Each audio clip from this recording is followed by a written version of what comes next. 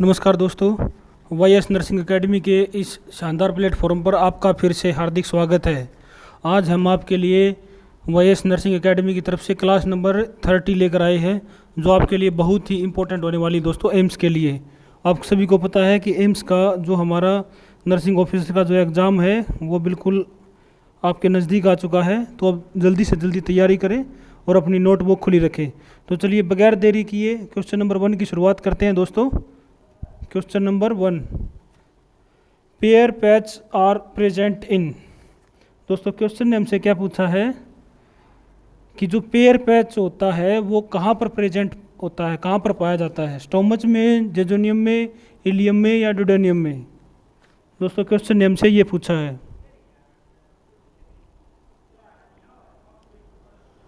तो दोस्तों मैं आपको बता दूं सबसे पहले कि जो पैच होता है दोस्तों, जो पेयर पैच होता है दोस्तों वो हमेशा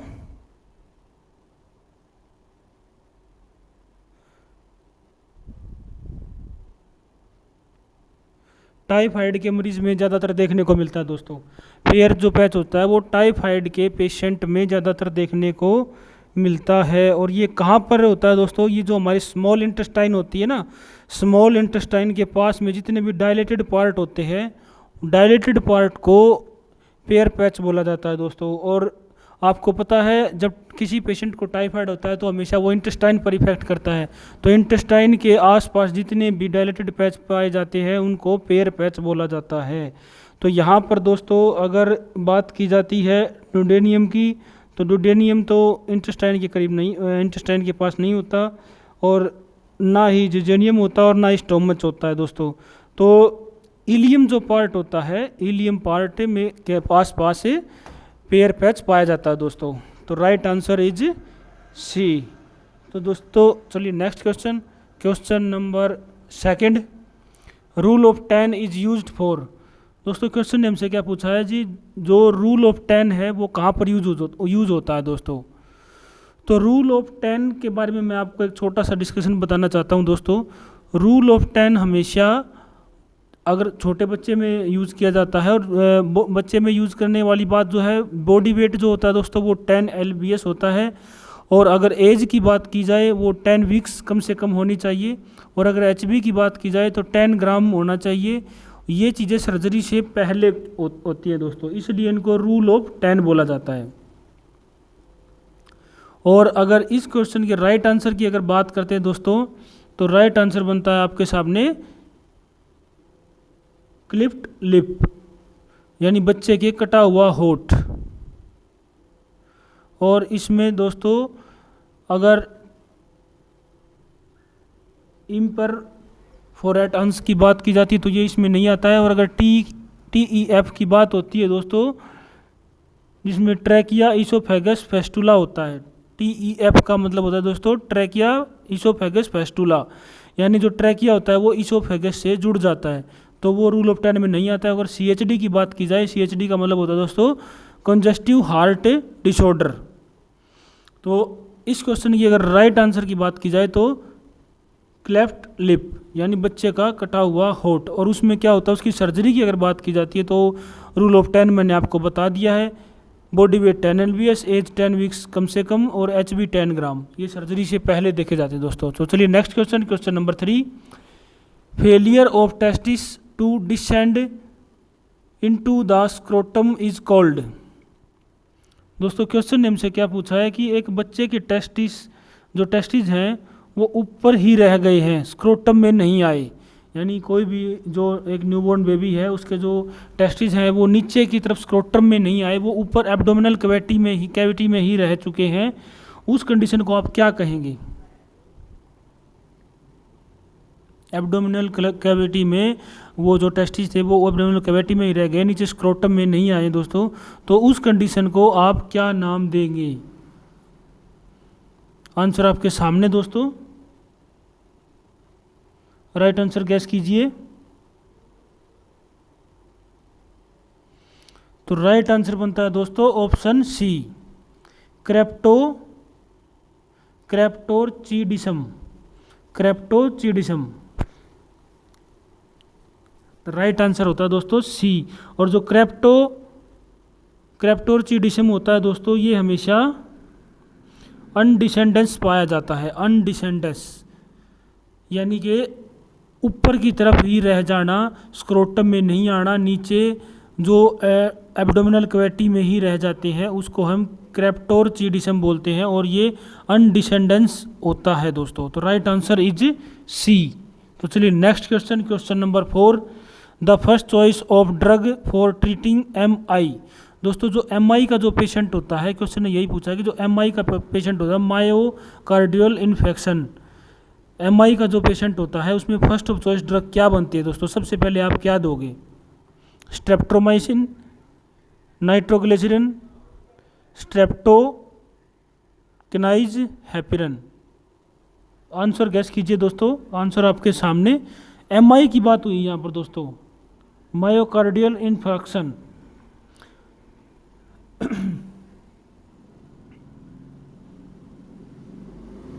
तो राइट आंसर बनता है दोस्तों आपके सामने streptokinase, right answer is C. और इसमें भी क्या होता है दोस्तों? As soon as possible. और ये किस लिए दिया जाता है? ये इसलिए देता है क्योंकि एक थ्रोम्बोलाइटिक होता है, जो भी थक्का जम जाता है हमारी आर्टरी में या फिर वेनस के अंदर, तो उसको हम दोस्तों क्या नाम देते हैं? स्ट्रेप्टोकाइनिज। और इसके अंदर आता है दोस्तों थ्रोम्बोलाइटिक।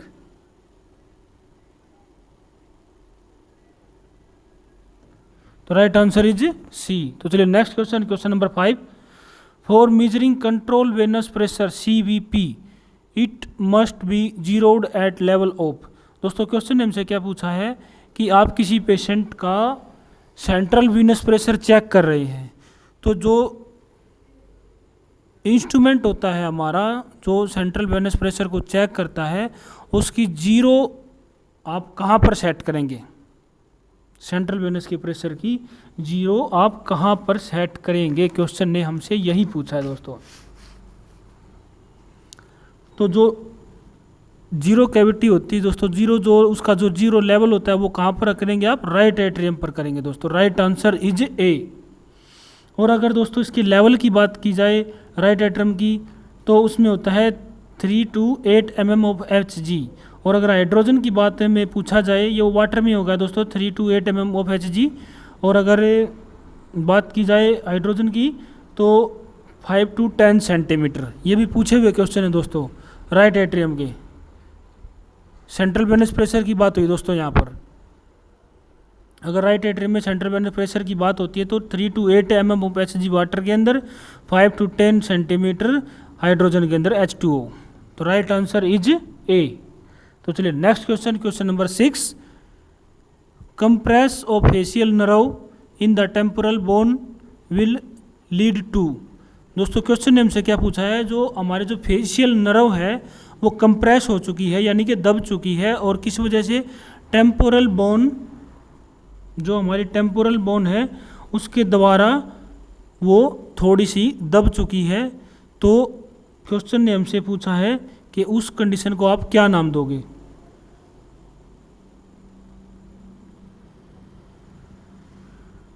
उसमें क्या देखने को मिलता है? इस फेस की जो फेशियल जो नर्व है वो कंप्रेस हो चुकी है, और किसके द्वारा? टेम्पोरल बोन के द्वारा। तो उस पेशेंट में आपको क्या देखने को मिलेगा? Meningococcal, GBS, Bell's palsy, multiple sclerosis. Right answer guess कीजिए। तो बड़ा ही मज़ेदार क्वेश्चन आपके सामने। फेशियल नर्व की बात हुई है दोस्तों जो कंप्रेस हो चुकी है, तो राइट आंसर क्या बनता है दोस्तों आपके सामने? तो राइट आंसर बनता है दोस्तों आपके सामने बेल्स पाल्सी। अगर यहाँ पर गुलियन बेरी सिंड्रोम यानी GBS की बात की जाए और मल्टीपल स्क्लेरोसिस की बात की जाए, तो ये दोस्तों दोनों आते हैं ऑटो इम्यूनी डिजीज के अंदर। और ये ऑटो इम्यूनी डिजीज होती है दोस्तों, ये हमेशा पेरिफेरल नर्व में देखने को मिलती है। और यहाँ पर दोस्तों पेरिफेरल नर्व की बात नहीं हुई है, फेशियल नर्व की बात हुई है दोस्तों। फेशियल नर्व की अगर बात की जाती है तो उसमें आता है दोस्तों आपके सामने बेल्स पाल्सी। तो राइट आंसर इज सी। तो चलिए next question, question number 7, drug which is Contra indicated is head injury. दोस्तों क्वेश्चन ने हमसे क्या पूछा है कि एक हेड इंजरी का पेशेंट है, उसके अंदर आप कौन सी ड्रग नहीं दोगे। जो आपके सामने, सॉरी दोस्तों, जो ड्रग आपके सामने दी गई है, morphine, antibiotic, oxygen, IV fluid, इनमें से कौन सी ड्रग आप हेड इंजरी के पेशेंट को नहीं दोगे। आंसर गैस कीजिए। तो बड़ा ही मज़ेदार क्वेश्चन है। क्वेश्चन दोस्तों, ये क्वेश्चन सोचने लायक है। अगर आप ध्यान से सोचोगे दोस्तों इस क्वेश्चन पर, तो आप कभी भी गलत नहीं करोगे। हेड इंजरी का पेशेंट है, कौन सी ड्रग आप नहीं दे सकते। Antibiotic, morphine, oxygen, IV fluid. तो राइट आंसर बनता है दोस्तों आपके सामने मॉर्फिन। मॉर्फिन जो ड्रग होती है दोस्तों, वो कभी भी आप हेड इंजरी वाले पेशेंट को नहीं देते। अगर हेड इंजरी के पेशेंट की बात की जाए तो उसके अंदर जो साइन देखने को मिलते हैं, तो नोज़ ब्लीडिंग भी देखने को मिल सकती है, ईयर ब्लीडिंग भी देखने को मिल सकती है, और आपको दोनों भी साथ में देखने को मिल सकती है दोस्तों। और एक कंडीशन और होती है दोस्तों, अगर कान के पीछे अगर ब्लीडिंग देखने को मिले, जो हमारा ईयर है, ईयर के पीछे भी अगर ब्लीडिंग देखने को मिलती है, तो उसको हम बोलते हैं बैटल साइन। और एक होता है दोस्तों रेकिन आई। रेकिन आई वो क्या होता है, आँख के चारों तरफ रेडनेस, जो हमारी आई होती है, आई के चारों तरफ रेडनेस, यानी कि वो भी एक ब्लीडिंग है, आई के चारों तरफ अगर देखने को मिलती है तो उसको हम बोलते हैं रेकिन आई। ये भी एक साइन है दोस्तों। यहाँ पर दोस्तों मैंने आपको 4 साइन बता दिए हैं, एक तो नोज़ ब्लीडिंग का, एक ईयर ब्लीडिंग का, एक बैटल साइन और एक रेकिन आई साइन। तो राइट आंसर जो दोस्तों आपके सामने बनता है वो बनता है मॉर्फिन। हाँ दोस्तों, एक छोटा सा यहाँ पर क्वेश्चन और बनता है, अगर हेड इंजरी का पेशेंट है और पेशेंट अगर वेंटिलेटर पर है तो आप मॉर्फिन दे सकते हो, क्योंकि अगर वेंटिलेटर पर पेशेंट है तो आप उस पर रेस्पिरेटरी डिस्ट्रेस या एनी अदर कुछ भी प्रॉब्लम होती है तो आप उसको मैनेज कर सकते हो, लेकिन अगर पेशेंट वेंटिलेटर पर नहीं है तो आप उसको मॉर्फिन नहीं दे सकते हो। तो राइट आंसर दोस्तों इस क्वेश्चन का आपके सामने बनता है ऑप्शन ए। तो चलिए next question, question number 8, spondylitis is name of disease that effects. दोस्तों क्वेश्चन ने हमसे क्या पूछा है कि जो स्पॉन्डिलाइटिस जो डिजीज है उसे आप क्या नाम दोगे, किस नाम से जानी जाती है।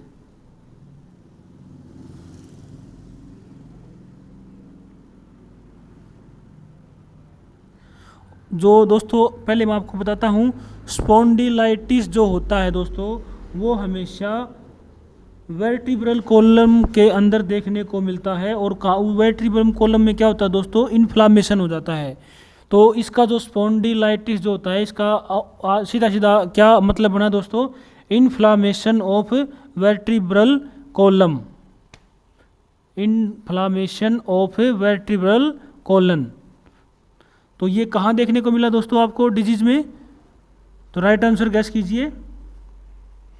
तो राइट आंसर बनता है दोस्तों आपके सामने स्पाइनल कॉलम, स्पाइनल कॉलम। और अगर ब्रेन सेल की बात होती है दोस्तों तो ये होता है मेनिंजाइटिस।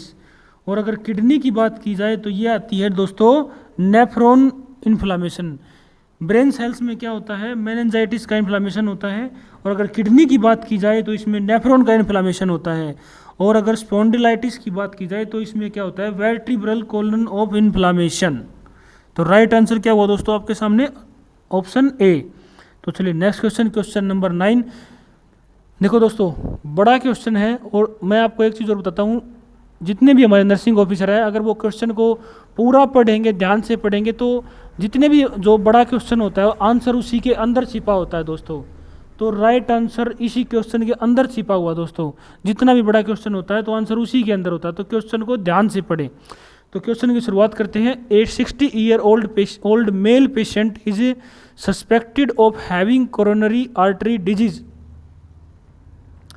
तो दोस्तों क्वेश्चन ने क्या बोला कि एक 60 ईयर का पेशेंट है, मेल पेशेंट है, जो हैविंग कोरोनरी आर्टरी डिजीज का है, यानी एक 60 ईयर मेल पेशेंट है जो कोरोनरी आर्टरी डिजीज का है। तो क्वेश्चन ने हमसे क्या पूछा है कि ऐसा कौन सा मेथड होगा जिसे आप बिना चीर फाड़ किए एलिवेट का मतलब होता है दोस्तों, आपको चेंज करना है। यहाँ पर क्वेश्चन ने क्या पूछा, which non invasive diagnostic method would the nurse expect to be order to elevate cardiac change. तो नॉन इन्वेंसिव का मतलब होता है बगैर चीर फाड़ किए। तो दोस्तों क्वेश्चन ने क्या पूछा, सीधा सीधा क्वेश्चन का एक ही मतलब बनता है दोस्तों, एक पेशेंट है जो कॉर्नरी आर्टरी डिजीज़ का है, हैविंग कॉर्नरी आर्टरी डिजीज़ का है, उसमें आप ऐसा कौन सा मेथड यूज़ करेंगे जो बगैर चीर फाड़ किए उस पेशेंट के डायग्नोज में काम में लिया जाएगा, कार्डिक चेंज में। ऐसा कौन सा मेथड होगा जो बगैर चीर फाड़ किए आप करेंगे। ऑप्शन आपके सामने, cardiac biopsy, cardiac catheterization, MRI, pre cardiocentesis. Right answer guess कीजिए दोस्तों। तो राइट आंसर बनता है दोस्तों आपके सामने ऑप्शन सी, एमआरआई। और अगर दोस्तों कार्डिक बायोप्सी की बात की जाए तो इसमें भी हम बायोप्सी लेते टाइम, सैंपल लेते टाइम इंसिजन लगाएंगे। अगर कार्डिक कैथेटराइजेशन की बात की जाए तो इसमें भी इंसिजन दिया जाता है। और अगर यहाँ पर बात की जाए पेरिकार्डियोसेंटेसिस की तो इसमें दोस्तों रिमूव द एक्यूमुलेट फ्लूइड, यानी कार्डिक एरिया के आसपास जो फ्लूइड पाया जाता है उसको निकालना होता है, उसको हम पेरिकार्डियोसेंटेसिस बोलते हैं। तो तीनों ऑप्शन में ए बी सी तीनों में इंसिजन हुआ।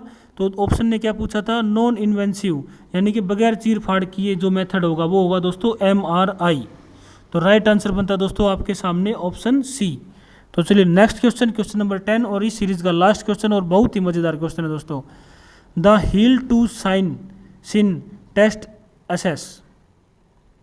दोस्तों क्वेश्चन ने क्या पूछा है, जो हील टू साइन टेस्ट है वो कहाँ असेस किया जाता है। हिल टू साइन टेस्ट की बात हुई दोस्तों। हिल टू साइन के बारे में मैं आपको बताता हूँ। ये दोस्तों सेरिब्रम का कोऑर्डिनेशन कहलाता है, सेरिब्रम का कोऑर्डिनेशन कहलाता है। और इसको हम एक नाम और भी देते हैं दोस्तों, जिसको हम बोलते हैं रोमब्रैग टेस्ट। रोमब्रैग टेस्ट में क्या होता है, बैलेंस मेंटेन किया जाता है दोस्तों, बैलेंस मेंटेन किया जाता है। तो राइट आंसर किस चीज़ का बैलेंस मेंटेन किया जाता है वो आपको राइट आंसर पता करने के बाद पता चलेगा। तो आंसर गैस कीजिए आप। तो आंसर बनता है दोस्तों आपके सामने, गैस कीजिए आप। तो राइट आंसर बनता है, राइट आंसर होगा दोस्तों आपके सामने option B, muscle coordination of lower extremities. तो राइट आंसर इज बी। तो इसमें क्या हुआ, मसल का कोऑर्डिनेशन हुआ दोस्तों लोअर एक्सट्रीमिटी का। और अगर दूसरा हम इसको नाम देते हैं तो उसको हम नाम देते हैं रोमब्रैग टेस्ट। उसमें क्या होता है, उसमें बैलेंस मेंटेन किया जाता है दोस्तों। तो राइट आंसर क्या हुआ आपके सामने ऑप्शन बी। तो चलिए दोस्तों ये थी क्लास नंबर 30 आपके सामने। कल हम आपके लिए क्लास नंबर 31 लेकर आएंगे। आज थोड़ा सा क्लास देने में आपको थोड़ा सा देरी हो गई, कल हम आपको जल्दी से क्लास दे पाएंगे जो आपके लिए बहुत ही इंपॉर्टेंट होने वाली दोस्तों एम्स के लिए। थैंक यू दोस्तों।